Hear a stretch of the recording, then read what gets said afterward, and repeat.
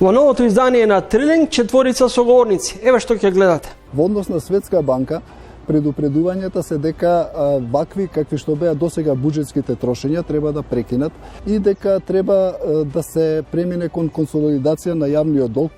Државата треба да ни создава услови за работа, не да ни дава пари. Личи како дуи да покажува некаков демократски капацитет поголем, дури од ВМРО и од СДС. Еве има некои внатрешни превирања кои што они ги решаваат со разговор.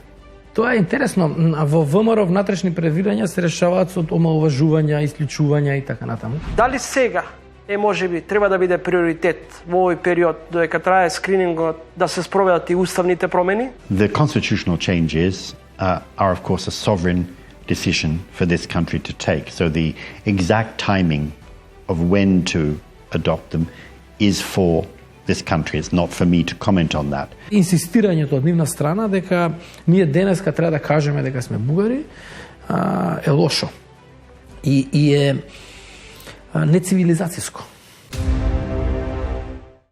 Светот и посебно Македонија влезена во спиралата на стагфлација со најмал пораст на GDP и економски развој. Овие процеси се закануваат да прераснат во неконтролирани економски и социјални процеси и протести. Земјата е соочена со длабока рецесија и комплетна општествена и економска депресија.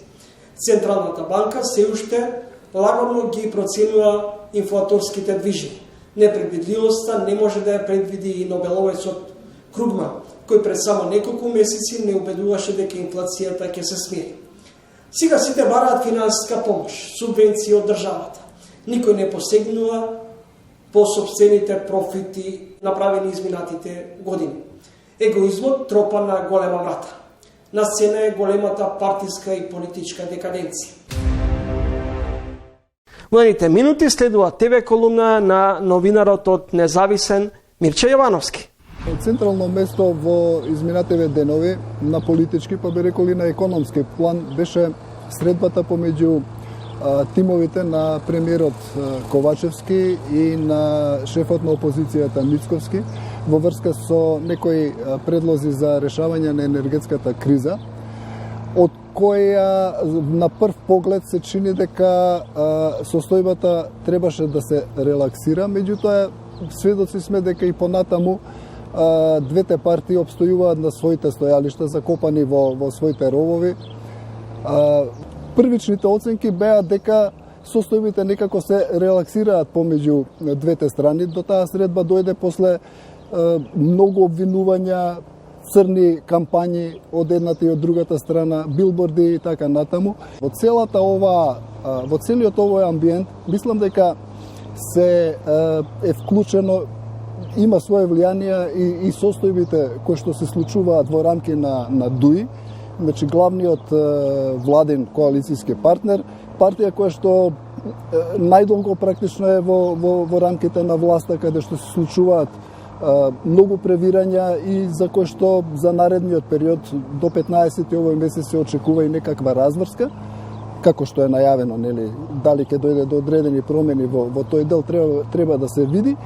И со оглед на фактот дека клучните економски ресори токму се ги држат луѓе од оваа партија. Околу прогнозите на Светска банка, инфлацијата во државата и справувањето со економско-енергетската криза. На крајот од ова издание на Трилинг ќе гледате целата ТВ колумна на Мирче Јовановски од вестникот Независен.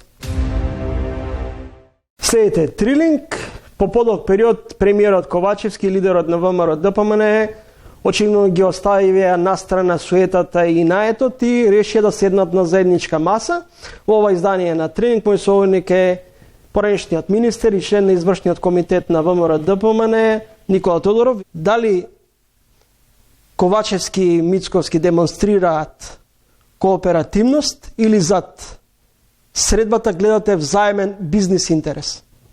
Јас се надевам дека е кооперативно, зашто што ако е бизнис интерес во вакво време, тоа ќе биде више катастрофа. И тоа искрено не сакам ни да помислам дека можно е да стои некаков таков заеднички или взаемен интерес. Ова не е време, никое време не е за тоа, ама ова најмалку.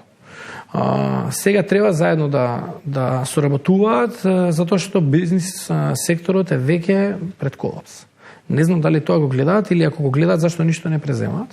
Затоа што сега како адвокат веќе 5-та година функционирам, работам тоа со компании, со фирми, стопанско граѓанско право. Се среќавам со многу од нив, 32 денари киловат плаќа. Тоа е 500 евра мегават. Ми велат како да бидеме ние конкурентни на нашиот пазар, не на странски пазари. Кога српските фирми функционираат со 86-87 евра за мегават. Цената на чинење на нашите производи од фабрика е повисока него они со која што тука настапуваат на пазар. Ние ќе го изгубиме домашниот пазар, а не странски да освојуваме. Тоа што ќе значи? Тоа значи катастрофа за економијата. Тие 600 и кусур илјади вработени во приватниот сектор, тие ранат над 1,1 милион останати во државата. По статистиките. Пред речиси 2,5 години, јуни 2020, бевте гостин во Трилинг, во екот на пандемијата. Тогаш сугериравте дека е неопходно формирање на широка влада со став. Ниту СДСМ сама, ниту ВМРО ДПМН е сама може да ја преброди тогашната здравствена криза. Прашањето кое сега ми се наметнува, дали владата на Димитар Ковачевски во моментов има капацитет да се справи со економско-енергетската криза. Никогаш не е време за широка коалиција, ако ги прашаш партиите што се на власт или во опозиција, но секогаш кога има криза е подобро решение некакво. Затоа што без широка коалиција доаѓаме до ова што го имаме денеска. Значи навреди од двете страни. Како во ваков политички анимозитет би функционирале заеднички? Јас се надевам дека ако седат заедно во влада еден поред друг, ќе биде срам да се окажува тоа што се окажуваат секој ден. Мислам дека треба да има некаква човечка скрупула, така која што нема да ти дозволи да така го навредуваш и омаловажаш тој што седи до тебе секој ден. И во една таква ситуација веројатно и тензијата ќе падне. А сега што имаме? Они се навредуваат, а бизнисов пропаѓа. И никој не ги слуша. Ова ви изгледа на здрав политички амбиент? Не, ова ми изгледа на болен политички амбиент. На политички амбиент во кој што нормален човек не би се вклучил да парципира. И ако ова вака продолжи, нормален човек во политиката нема да сака да влезе. Па зашто би влегол во политиката некој? За секој ден за себе да слуша некои вакви епитети? И вакви омаловажувања? Нема да сака. И ќе остава тоа така да биде и ќе имаме негативна селекција. И таа негативна селекција ќе доведе до секојдневно подлабоко и подлабоко тонење на државата во секој поглед. Во секој поглед и после ќе се чудиме зашто ни се селат луѓето. Се селат луѓе од Македонија добро ситуирани. Значи не се селат веќе за пари, не идат да бидат од економски причини да работат, да најдат подобра работа таму. Не, се селат добро ситуирани луѓе што имаат и стан, и кола, и добри работни места и релативно добри примања. Амбиентот некогаш е неиздржлив. Во Дуи не гори, барем според зборовите на лидерот на интегративците Али Ахмети, привремено е изгаснат пожарот од кој го ја запали огнената група предводена од поранешниот градоначалник на Чаир Изет Меджити. Меѓутоа, дали овие превирања во Дуи може да имаат рефлексија изврз севкупното функционирање на парламентот, на владината коалиција, а може да имаат и последици врз СДСМ и владата. И владата. Можно е да имаат, иако интересно е ова, но личи како Дуи да покажува некаков демократски капацитет поголем, дури и од ВМРО и од СДС. Има некои внатрешни превирања кои што они ги решаваат со разговор. И тоа е интересно. Во ВМРО внатрешни превирања се решаваат со омаловажувања, исклучувања и така натаму. Овдека и во СДС исто гледам и таму има, нели, меѓу градоначалникот од Куманово и така, што беше тоа. Така се решаваат. Во Дуи гледам се решаваат со разговор. И тоа е вака доста интересно за посматрање од страна, но и поразително за ВМРО и СДС. У исто време тоа мора да се признае. Премиерот Ковачевски вели стабилна е владината коалиција, нема потреба од никакви измени, ќе има мала корекција во однос на Министерството за труд и социјална политика, но владата функционира со полн капацитет. Па видите, јас сум го зборал тоа, на Дуи во овој момент нема одговара. Некаква сериозна реконструкција или некаква промена на оваа политичка сцена, затоа што во овој момент има силна моќ во владата. Многу силна моќ, што после некакви предвремени избори си клучните ресори се во рацете на Дуи. Така да, Економски говорам. од тој аспект Дуи кога ќе тргне, веројатно ќе најде начин како да си ги реши тие проблеми внатре, за да се задржи оваа мок што ја има на политичката сцена сега, која што никогаш порано немало. Дали обидите за фракционерство кај интегративците се само како резултат на незадоволство кон Артан Груби, или преку Артан Груби целта е Али Ахмети? Не знам тоа да ви кажам, сепак тоа е некој внатрешно прашање на Дуи, за кое што треба нив да ги прашате, до толку не сум навлезен во нивните меѓусебни односи, но она што го кажав претходно, останувам на тоа, мислам дека прва водилка ќе им биде мокта, политичката мок која што имаат сега и која што може да си ја нарушат, доколку настане некакво пореметување или потрес внатре во Дуи. Како адутот на Мицковски, градоначалничката на македонската престолнина, Данила Арсовска, сега стана главниот критичар на лидерот на најголемата опозицијска партија, речи си секојдневно го повикува, цитирам, шпицниот играч, мислејќи на Мицковски, да излезе на дебата. Го обвинува за криминал, за корупција. Многу сериозно е тоа, затоа што сепак градоначалникот на град Скопје е силна политичка фигура на политичката сцена во Македонија, затоа што градот Скопје не може да се изедначи со премиер или можеби со некој појак министер, ама е тука некаде. Така да тоа е важна политичка фигура и затоа велам лошо е што ВМРО да помане во овој момент да го губи тоа важно политичко место. Зашто тоа политичко место носи мок и носи можност за подобар исход на следните парламентарни избори или обратно за полош исход на следните парламентарни избори.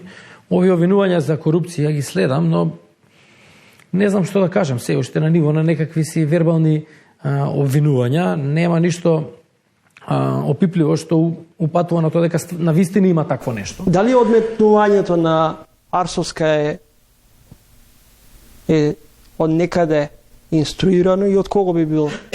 Како одеднаш стана главниот гласноговорник и критичар? Немам контакт со незе, но во секој случај тоа оди повторно на, како да кажеме, на контото на председателот на партијата, затоа што тој ја одбрал, така, на крај на денот. Во наредните неколку минути при крајот од овој разговор и за проблемот кој подолг период се соочува државата е спорот со Бугарија. Вие во една прилика ќе кажете македонско-бугарскиот случај, прилично сум сигурен дека има трети играч кој е прилично моќен на глобално ниво и од него продуцира контролирана нестабилност. Проблемот не смее со децении да трае. Станавме членка на НАТО, стартуваше скринингот со ЕУ, меѓутоа и натаму има сомнеш дека бугарските власти би можеле да ни создаваат сопки на патот до членство. Има еден извештај уште 60-те години, кој што е декласифициран од америчката администрација, декласифициран е 2000 година, мислам, кај што е објаснето ова зашто се случува. Па викат во тој извештај, секогаш кога Русија сака да ги затопли односите со Југославија, преку Бугарија го релаксира македонското прашање. И секогаш кога сака да ги затегне односите со Југославија, преку Бугарија го актуализира македонското прашање. И ова е уште 60 години напишано и до ден денеска не гледам дека има некаква промена. Кај нас тоа обратно тука се сваќа или се интерпретира многу често, но тоа е заради една силна пропаганда која што е во позадина на целата оваа работа. Во секој случај, мислам дека ова што се случува помеѓу Македонија и Бугарија е жално. Многу жално. Ние не сме толку далеку едни од други, никако.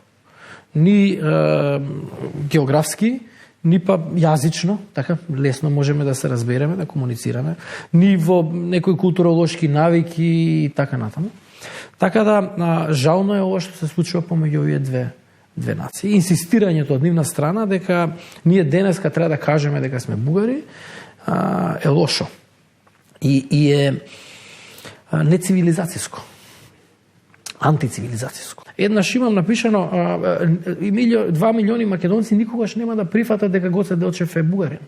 Но 8 милиони бугари никогаш нема да прифатат дека Гоце Делчев македонец. И тоа никогаш нема да се случи. Значи не знам какви притисоци да ни прават. Кај нас нема политичар. Ни сега, ни па ќе се роди, мислам. што ќе може да каже и да прифати и да наметне дека Гоце Делчев бил бугарин.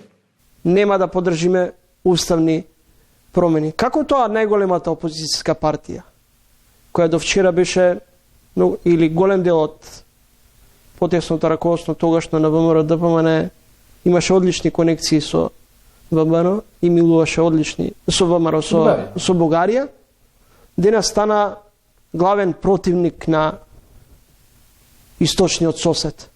Се сеќавам кога се поставуваше споменикот на Тодор Александров во кисела вода. СДС не направија протести и скандираа бугари против демек за ВМРО. Сега ВМРО скандира на СДС дека се тие бугари. Чудно, многу чудно. Во секој случај ќе се вратам на оно што кажав. Мислам дека екстремните политички ставови на луѓе кои што се или мотивирани или па тоа има единствена политичка тема на која што знаат нешто да кажат. Тотално ја утињаме поентата. Замислете, оние во Франција и Германија кога ја правеле Европска унија повеќе се сакале од ние со Бугарија сега. Па окупатори, па фашисти, па не знам антикомунисти, па не знам какви работи се враќаме, Хитлер и уште спориме за тие работи. Па оние направиле Европска унија непосредно после Втора светска војна. Уште што се вели раните не биле доволно залечени. Повеќе се сакале, не сватиле дека компромисот и соработката водат кон успех. Кавгата води кон регрес. И затоа ние имаме успешна европска приказна или успешна Европска унија од една страна и неуспешен Балкан од друга страна, пошто сите овде на Балканот сме као рогови во вреќа. Сите меѓу нас имаме некаков спор. А тие спорови, што е најинтересно, подобро се разбираме. Ние и бугарите, србите, ќе се разбереме без проблем, вака да седнеме на маса. Германците и французите потешко ќе се разберат да седнат на маса. Ама они полесно се разбрали, нашле начин како да функционираат, ние не можеме. Значи до нас е, до Балканов е. Како да не сакаме да се развиеме. Како да сакаме да останеме некаква црна дупка во Европа. И тоа е она што ми пречи многу и што мислам дека се дека овие гласни типови кои што како да ги наречам, кои што имаат екстремни ставови, се главни. Господин Тодоров, на крајот, каде води ваквата деструктивна политика и од едната и од другата страна? За бугарите ме прашувате. Да. Води до тоа децата на моите деца и нивните внуци да зборат за исто прашање. До тоа води. Што значи се враќаме на првичната ваша теза дека ќе биде опасно ако со децении се решава проблем? Многу опасно. Многу опасно, затоа што, видете се, ние во Македонија не се само македонци. Тоа е факт, има и албанци, и турци, и роми, и срби, така натаму. И закочувањето на европскиот пат ќе има импликација одека. Тоа ќе доведе до некаква сериозна политичка криза, нестабилност, економска нестабилност, не знам, уставни кризи, како сакате. И тоа ќе доведува до ерозија, тотална. И општествена, и економска, и што ќе се случува? Ќе си одат луѓето, повторно. А од друга страна, демографијата не е страшна. Страшна е демографијата. Значи, ја сега за ова за референдумов што го предлага ВМРО, имав некоја колумна и за тоа, па во Македонија во момент нема 900.000 полнолетни македонци. Знаете тоа каква демографска катастрофа ни се случува нас? Без иселувањето. Ако нова го надодадеме иселувањето, ние за 20-30 години овдека македонците многу ќе паднат процентуално. Многу ќе паднат процентуално, но тоа и тоа е голем проблем. А уште поголем проблем е што ќе падне вкупното население на државата. Па каков пазар ќе бидеме ние? За кој ќе бидеме интересни? Која голема компанија ќе дојде тука и зашто дојде тука кога нема кој да работи? И ова се прашања кои што треба да не замислуваат и кои што треба да не натераат стратешки да размислуваме. Затоа што некогаш во политиката е подобро да донесеш малку штетна одлука денес, за да не донесеш многу штетна одлука утре. И тоа е нешто на кое што политичарите мора да го стават во равенката кога ги носат одлуките. Ама за тоа треба соработка. За тоа не треба ти си кодош, ти си дезертер, ти си криминалец, ти си доушник, ти си насилник. Тоа не, така не може. Сега ако почнеме ние да се навредуваме на емисијата, на што ќе личеше таа емисија? Циркус. И благодарам за гостувањето во емисијата. Фала и на вас за поканата. Представителят това беше Никола Тодоров, поранешен министър и член на извършният комитет на ВМРО ДПМН.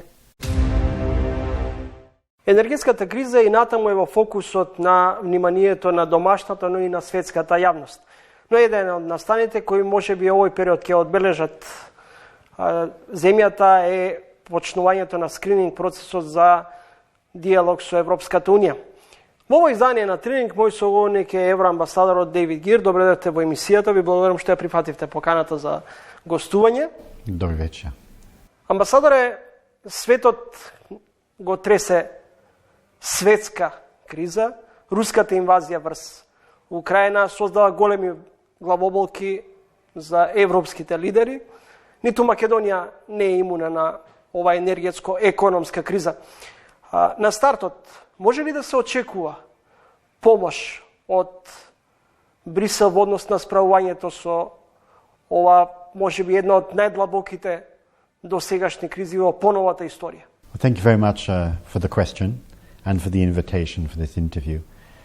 The Russian invasion of Ukraine will turn out to have been a defining moment with enormous implications for Europe, this continent, and beyond. Of course, it represents a challenge to the international legal order, to a rules-based system which respects sovereignty and territorial integrity. It also has huge implications on security, security for the whole continent, and we've seen how that has impacted on countries such as Finland and Sweden in their posture vis-à-vis NATO. And it has had, of course, direct implications for many people on the ground in terms of refugee flows, disruption of the economy, pressure on prices and food. And we've seen the consequences of the food prices moving up, and also on the energy side, where we have seen both issues of supply and costings coming together. So all of this together has meant that it has had already very significant impacts on populations throughout Europe and beyond. And that's in the short and medium term. In the longer term, we will also see the environmental impacts and other aspects of this unjustified and unprovoked war by Russia. This country has taken a leadership role, has been very clear and has acted with moral authority in supporting the Ukrainian people. Now, as I've said, on the energy side, which I think is one of the first areas of concern, we are all in this together. We are seeing the pressure of prices, and we have seen supply issues. For the European Union, it's become clear that Russia is not a reliable supplier. We've seen a reduction in our dependence on gas from some 40% to about 9%, and this will be phased out further. But we've also seen the consequence for supplies and for prices. What is important is that we're in this together, that it's not just the European Union. The steps that we take in the European Union, we also need to take into account the Western Balkans in that. And we're already seeing that for example, we established a joint energy platform which this country is very actively engaged in to look at the issue of joint purchases of gas, etc. So as we go forward, what's important is that we look at common solutions and we see how we can help this country as well as at the same time the European Union in addressing these issues of supply and of prices. 2023, поточно идната година, ќе се одбележат 20 години од подпишувањето на Солунската агенда, каде Брисел, односно земјите членки се обврзаа дека Западниот Балкан, земјите од Западниот Балкан ќе мора да бидат што побрзо интегрирани, односно да бидат дел од Европската Унија. Дали овој процес може од најава да се претвори во дела? I think we have to recognize that the path to the European Union, for many different reasons, particularly for this country, has not been smooth. There have been difficulties on the way and delays, and people have had frustration and disappointment. But nonetheless, the logic of enlargement for the Western Balkans and for this country is very strong. And as I've said, it's a logic that runs through mutual security, mutual stability, state building, and prosperity. So there it's a very powerful logic. And we've seen momentum. We've seen important steps taken recently. We've opened negotiations with North Macedonia and with Albania. This is an important development. We've seen the first meetings on screening, intensive meetings around screening. Again, creating a momentum now as we see the path to the European Union now opening, and now very much depending on the pace on which this country and other countries will move forward on the reform agenda. Неодамна францускиот председател Макрон понуди своевидна нова идеја, излезе со нова идеја, европска политичка заедница.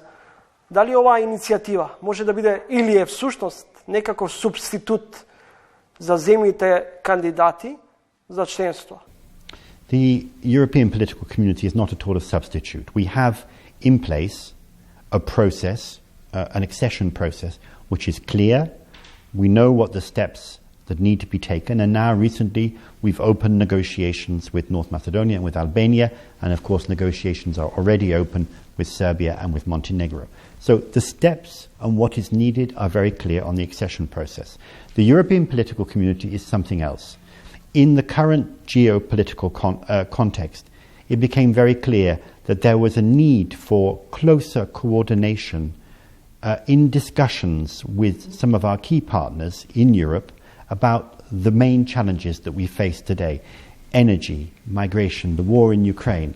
And it's for that reason that President Macron and indeed President Michel endorsed it, that this idea of the European community has come about. And that involves the 27 member states of the European Union, the Western Balkans, but also some countries which are not looking for accession to the European Union, such as the United Kingdom and Switzerland.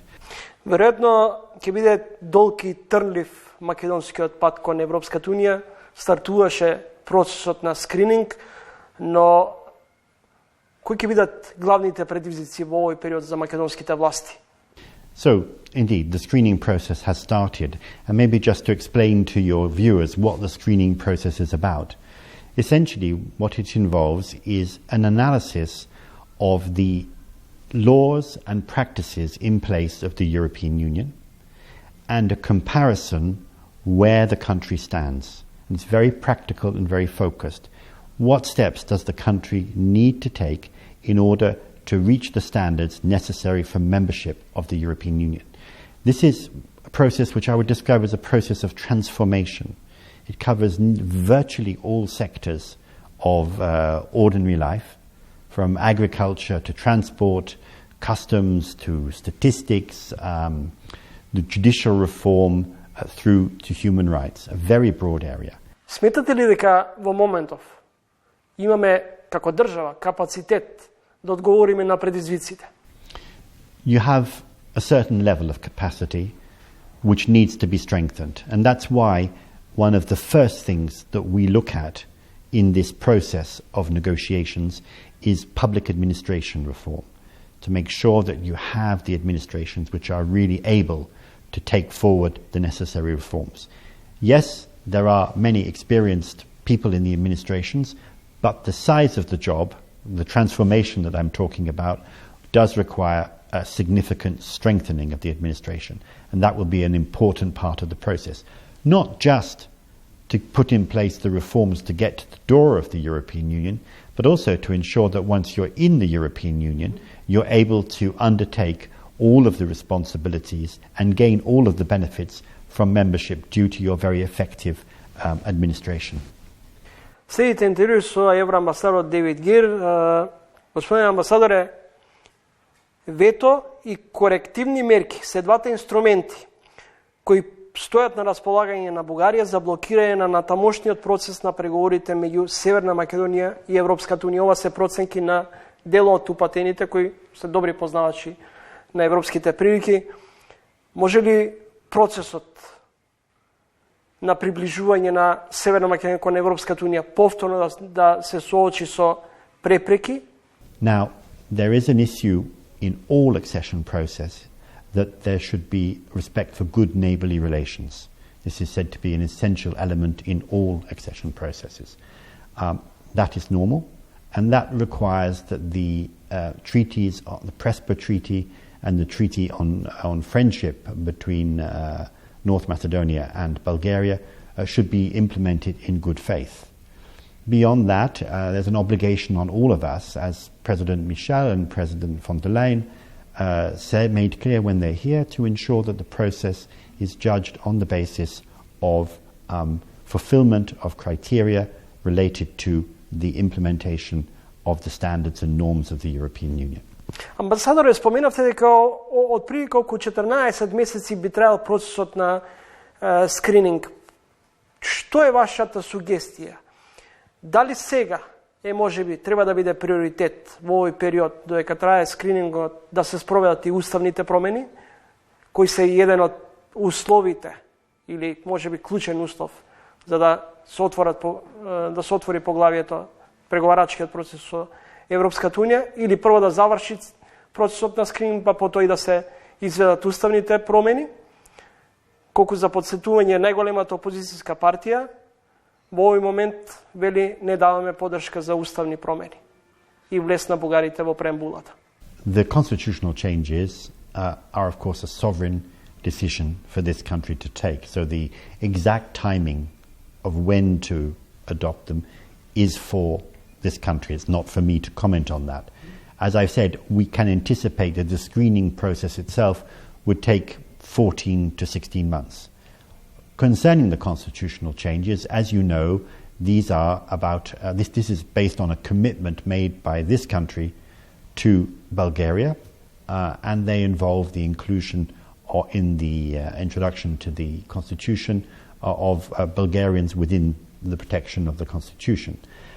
This country has a good record on inter-ethnic relations already, and such a step would reinforce that already positive record.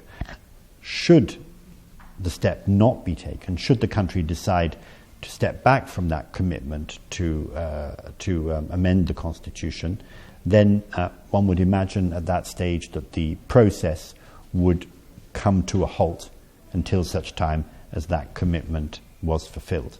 Амбасадоре, недовербата во системот ги брка граѓаните од државата. Борбата против корупцијата, недовербата во институциите, вработувањето по партиска линија, по партиски клуч, се една од најгласните забелешки на граѓаните во однос на амбиентот во кој живеат.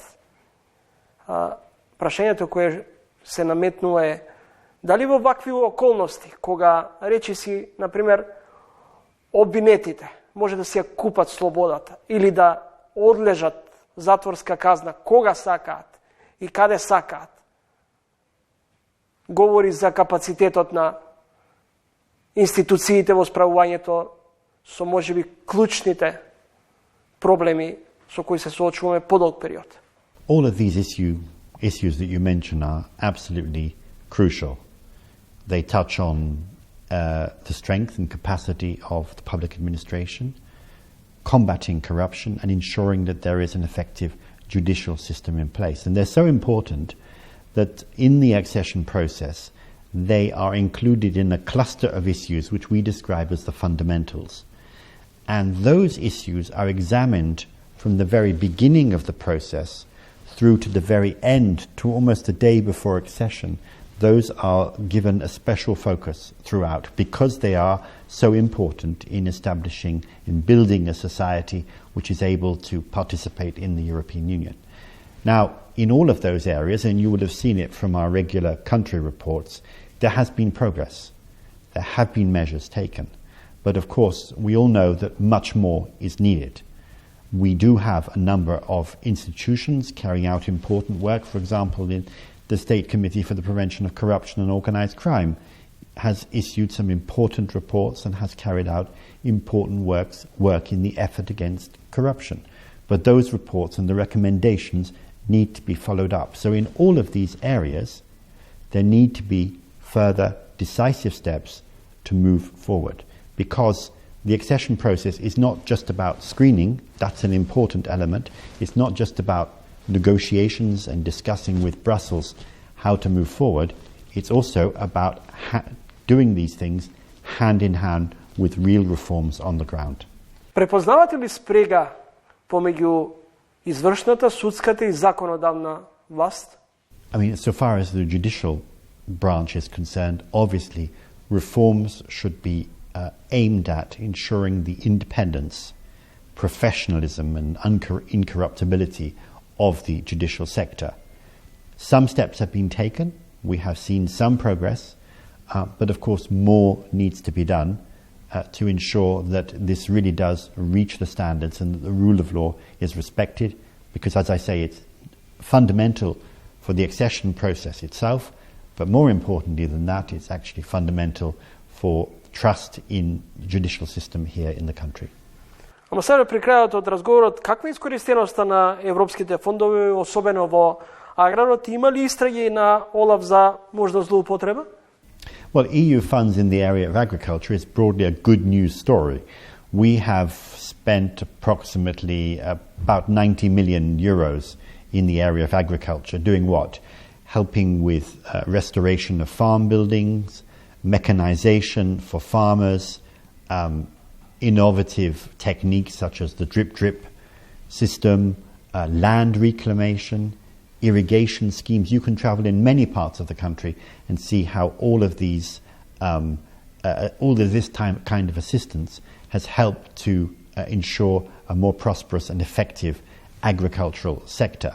So this is a big priority. These funds are in fact managed directly by the authorities, not by the European Union. And broadly speaking, I think it's an important success story. On the question of OLAF, which you mentioned, which is the anti-fraud agency of the European Union, I'm not aware of any such investigations, but in general we don't comment on, for obvious reasons, on the work of OLAF or other investigatory agencies. Колку од европските фондови во последната декада се слеани во Македонија средства? Well, let me go back a bit further and say approximately in the last 20 years, something in the region of 2 billion euros has been spent here in North Macedonia. And what has that gone on? It really is very diverse, and I challenge you to go to almost any part of the country and not find examples of support that we've given, whether it's roads or railway, whether it's a wastewater treatment plant or a waste disposal network, or development of a vocational training centre, or whether it's strengthening civil society or giving an opportunity to businesses that wouldn't have it otherwise. So very, very extensive support. I think we see a lot that has come out of that, a lot of very positive developments, which are again a sign of that practical commitment that the European Union has to this country as a future European Union member state. Ви благодарам за гостувањето во емисијата. Thank you very much. Почитувани гледачи, тоа беше евроамбасадорот во Северна Македонија Дейвид Гир. Даути Комерц е моќен бизнис конгломерат во сферата на микродистрибуцијата на стоки и широка потрошувачка. Со близу 900 вработени, оваа компанија спаѓа во редот на најмокните 50 на фирми со софистицирана дистрибутивна мрежа, со добавувачи од 80 земји низ светот. Во наредните минути следува интервју со Джемел Даути. Реално гледано, на бизнисот и треба простор, пазар. Дали тоа е Даути Комерц, друга компанија, производител, трговец, услужни дејности, било која, значи и треба простор. Ние сме мали пазари, за да имаме убрзан развој, затоа што со едни вакви констелации кои што се сега, порано биле уште покомплицирани, него споро оди чекорот кон ослободување на слободно движење на луѓето, капиталот, стоката, идеите, иновациите. Господине Даути, во 90-тите години преовладуваше мислењето во јавноста дека сите или голем број на компании каде собственици се албанци се всушност извор на сивата економија. Многу често збор, ова се компании со сумнителен карактер. Дали денеска го делите истото мислење? И дали и натаму идеме според етничкиот презнак? Кога ние сме почнеле со работа, имавме три крупни промени во општеството. И тоа промена на политичкиот систем од едноумие на демократија, промена на собственичката структура од државна собственост на приватна собственост и промена на комплетно државното уредување или промена на тој државен систем кој што беше Југославија, па после раздвојување и натаму. И во тие констелации ние сме почнале со работа.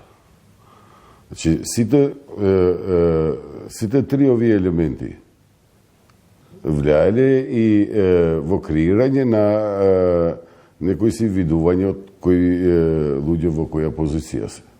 Од време на време, од негде ќе се појавува некој така да разгледа, како да албанците се одадени по, да кажем, незаконито работење, избегавање на законите. Ние, кога дојде првата фискална каса во Македонија, отиде во Шипковица. Испадна дека не е така, него колку системот функционира за да го покрие, тоа е веќе друга, да го покрие целата држава. Кога сме кај системот, колку нашите институции се функционални и одговараат на предизвикот и потребите на бизнисот? Ние треба да има темелна реформа во државното уредување.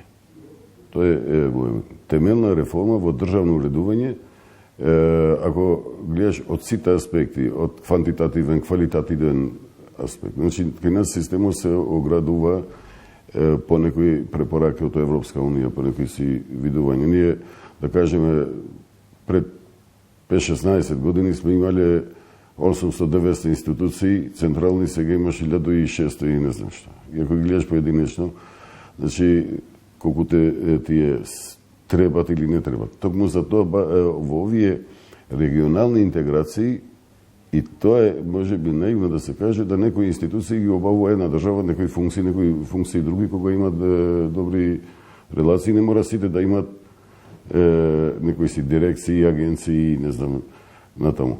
Значи, некак функционира, не е тоа ефикасно. Сега, таму има доста елементи кои што тоа го создаваат. Пребаласта администрација, администрирање безпотребно, воведување на еден куп нетарифни бариери во делот на економијата и на увозот и извозот, во еден куп нетарифни бариери кои што создаваат некоја институција да се бави, не знам, со бандероли, со одобрења, со кои што нема потреба.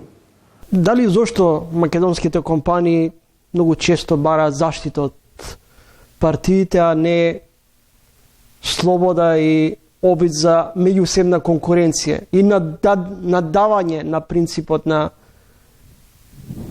подобар, повеќе добива?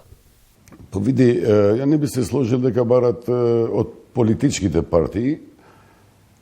Се нормално дека политички партии заради својот бројчаност, електорат, своите потреби, покушаваат да ги привлечат компаниите, да ги имат при себе, нормално може би некоја финансиска подршка, авторитетот да го користат на компанијата за да собират гласови, и во тие релации се обеќаваат и нешто што не може партијата да го реализира и да е на власт и да не е на власт. Него проблемот е кај стопанствениците комплетно да знаат, да ги вреднуваат колективниот пристап или удружување во стопански комори или во некои си други асоциации, каде што ќе се генерализират интересите и барањата и потребите на компаниите. Господине Давутли, дали во Македонија постои економски патриотизам? Види, да ти кажем се патриотизам, економскиот патриотизам кој што го гледаме во некои други поразвиени земји е само во вокабуларот на некои, да кажем пак, политички структури. Иначе, вака во свеста на потрошувачот е тоа многу на ниско ниво. Нашиот потрошач повише го цени името на производот, него да оди на тоа дека и ова што се произведува во Македонија е истиот квалитет и можем да го трошиме. Тоа што, да кажеме, во споредба со потрошачот во Турција, кој што приоритет им е турскиот производ. Во јавноста потоа што многу често може да се слушне дека компаниите постојано бараат од државата стимулација, помош, особено овој период оваа тема е актуелна. До кога компаниите ќе сакаат да живеат на грбот на државата, а не самостојно да се борат?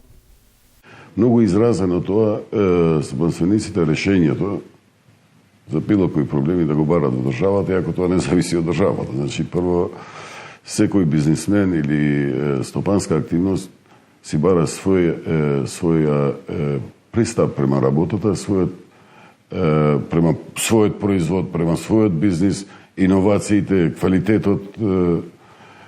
Државата ние треба да бараме, а тоа е поизразито во Македонија, да сите се скренети према држава што ќе ни помогне. Дури ја лично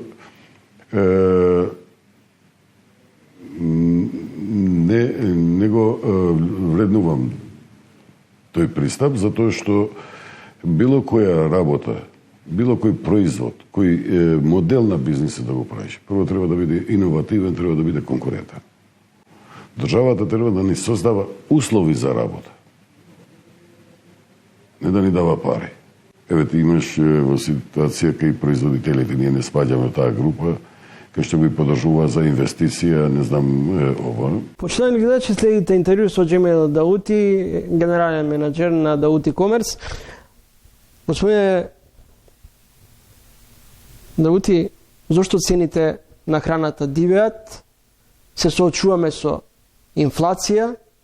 Што е проблемот во лошите владини мерки, во предоцнетата или задоцнета реакција на владата, или може да се возиме на тезата дека светска криза и сите бараме решенија?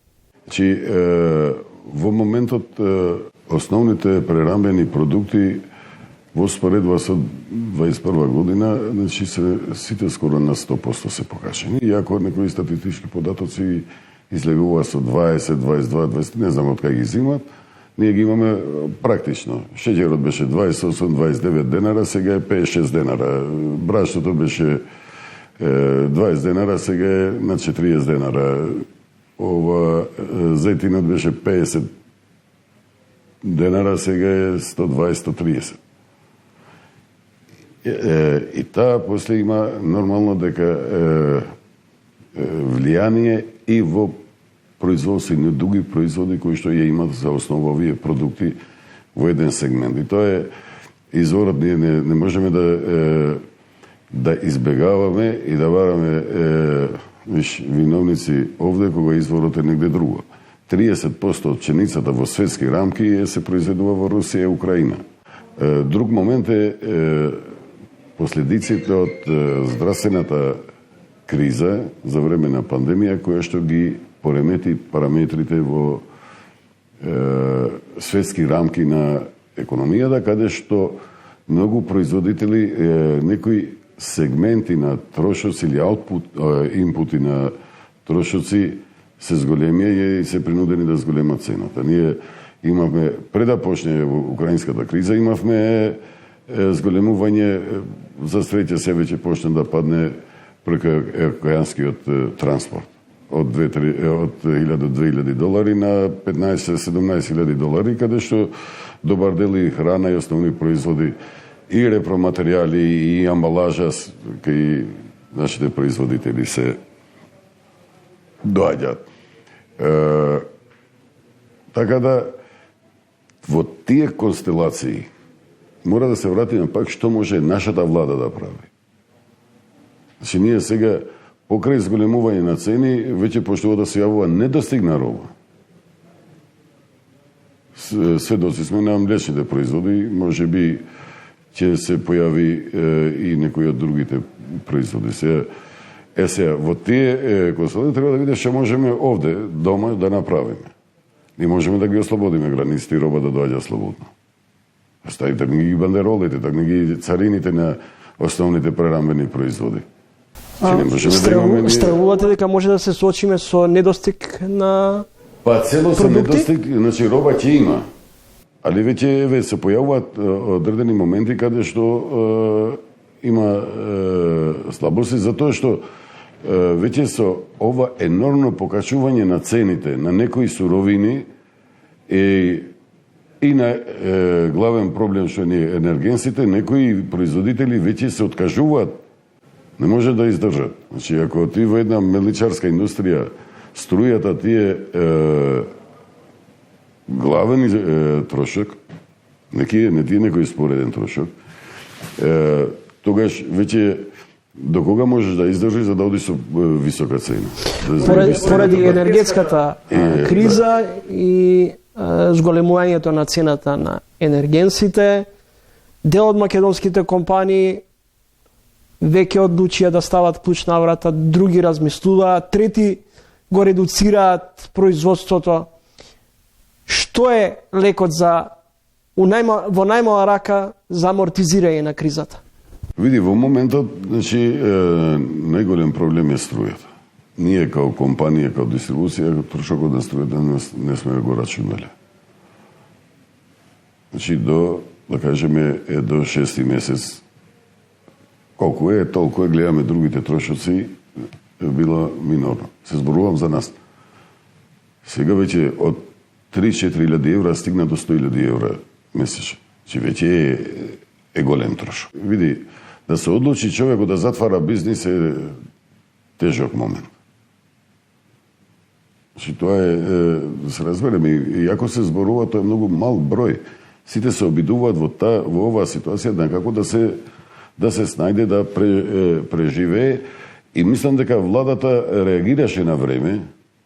Сега колку ќе може тоа, ви слушате секојдневно тоа да се решава, поготово во делот кај што е слободен пазар на електрична енергија, и мислам дека е моментот во еден извесен период и да стимулира, да ја субвенционира цената на струјата, да може на овие, не само на производителите, него и на трговците, освен некои други кои што не се адекватни за стимулирање, кладилници или не знам што таму, треба да излегува со една добра стимулација, додека решава, мислам дека е на прав пат да најде некој поздраво решење.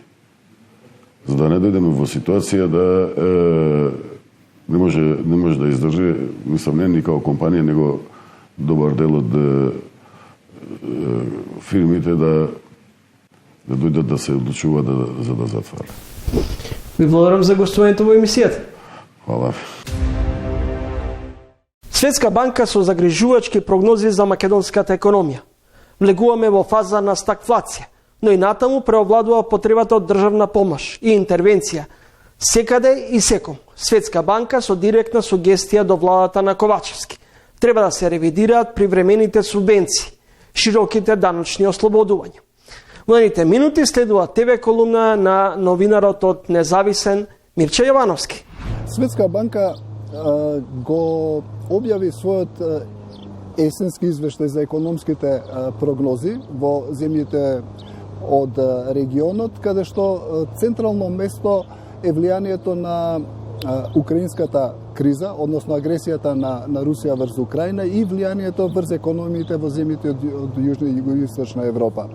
Во тие рамки посебно значајно е она предупредување кое што го упати Светска банка за нас како држава, зборувам за Македонија, е опасноста од стагфлација. За појаснување, стагфлацијата е еден економски феномен каде што доаѓа во подолг период на забавен економски раст, значи ниски стапки на економски раст, проследени со висока инфлација, со зголемена невработеност, која што состојба за прв пат се јави во 70-тите години на минатиот век во Соединетите Американски држави, каде што под значително влијание на тогашната нафтена криза. Од тогаш до ден денеска, значи, економистите укажуваат на оваа опасност и како состојба која што најтешко се надминува. Дотолку повеќе ова предупредување на Светска банка треба да не загрижи. Треба особено да ги загрижи и луѓето кои што ја водат политиката во државата, економските ресори. Меѓутоа, треба да се има во предвид дека кајна стапката на инфлација е значајно повисока од онаа во Европската унија и во еврозоната.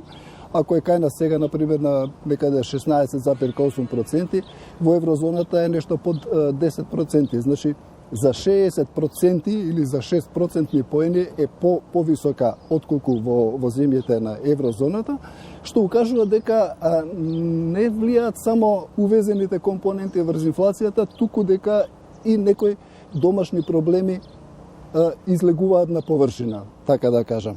Мислам дека и најголемите економисти во светот не погодија во однос на проценките за траењето на инфлацијата и за факторите кои што влијаат на економскиот раст. Очигледно, на некој начин, значи ние ги плаќаме сега, ја плаќаме цената од времето на пандемијата, кога во економиите се истураа многу пари од страна на централните банки и она што дојде подоцна како криза во глобалната економија поради руската инвазија врз Украина и прекинот на низа економски текови. Главна дилема сега кај земјите, мислам дека и кај нас е на што да се стави приоритет, дали на борба против инфлацијата или борба против рецесијата. Обично инфлацијата е проследена со соодветни стапки на економски раст, дури и познато е дека во периодите кога земјите остваруваат одреден економски развој, тоа е проследено со инфлација, меѓутоа стагфлацијата е малце поспецифична категорија. Во однос на Светска банка, предупредувањата се дека вакви какви што беа досега буџетските трошења треба да прекинат, дека треба многу потаргетирано да се насочуваат мерките кои што ќе значат помагање на граѓаните и на стопанството и дека треба да се премине кон консолидација на јавниот долг, особено имајќи во предвид дека состојбите на пазарот на капитал во светски рамки се заоструваат. И плюс, треба да се има во предвид станува збор за променливи каматни стапки, кои што се очекува во наредниот период дополнително да растат, што значи дека цената на задолжувањето ќе се зголемува. Тоа ќе го оптоварува буџетот, ќе ги оптоварува домашните финансии, ќе го ограничува просторот за буџетски интервенции, така да мислам дека пред нас е еден исклучително сложен и тежок период во кој што едноставно не знам на кој начин ќе се најде некоја спасоносна формула за да се излезе од кризата. Тоа беше се за ова издание на емисијата Трилинг. Ви благодарам на вниманието и ви закажувам нова средба за 7 дена во исто време, петок 20 часот и 45 минути. Во меѓувреме читајте на triling.mk. Довидување.